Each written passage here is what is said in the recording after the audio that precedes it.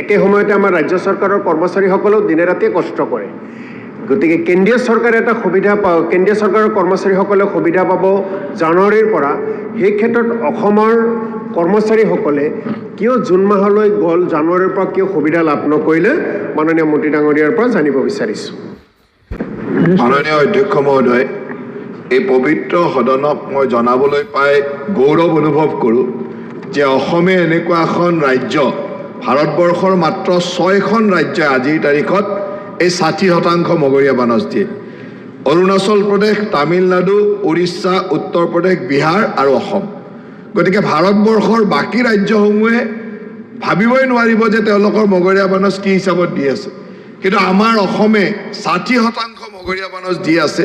গতিকে অসমৰ চৰকাৰকতো সকলোৱে বিধানসভাৰ সকলোৱে ধন্যবাদ জনাব লাগে যে মুখ্যমন্ত্ৰী ডাঙৰীয়াৰ নেতৃত্বত আজি আমি অসমে কেন্দ্ৰ চৰকাৰৰ ঘোষণাৰ লগে লগে আমি সদায় দি যাবলৈ সক্ষম হৈছোঁ নিশ্চয়কৈ তেখেতে যিটো কথা কৈছে এই গোটেই মগৰীয়া বানচটো নিৰ্ভৰ কৰে যে ৰাজ্য চৰকাৰৰ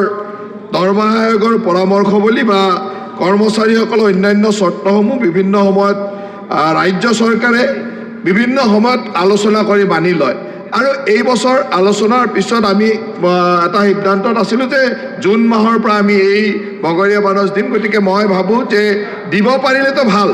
কিন্তু আজি যে অসমে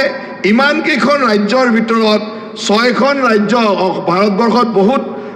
আগশাৰীৰ ৰাজ্য আছে সেইবিলাকৰ লগতো ফেৰ মাৰি একেলগে যে অসমে দি থাকিব পাৰিছে সিমানখিনিয়ে মই ভাবোঁ যে আমাৰ কাৰণে বৰ্তমান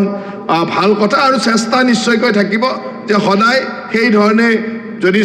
জানুৱাৰীৰ পৰা কৰিছে অহা বছৰ যদি আমি একেলগে কাৰণ দুটা বছৰত দুবাৰকৈ আহে গতিকে সেই সময়ত একেলগে কৰিব পাৰে সেই কথাবিলাক লক্ষ্য থাকিব মই তেখেতৰ কৰ্মচাৰীসকলৰ প্ৰতি থকা দায়বদ্ধতা বা তেখেতৰ কৰ্মচাৰীসকলৰ কৰি কৰা চিন্তাৰ কাৰণে মই ধন্যবাদ জ্ঞাপন কৰিছোঁ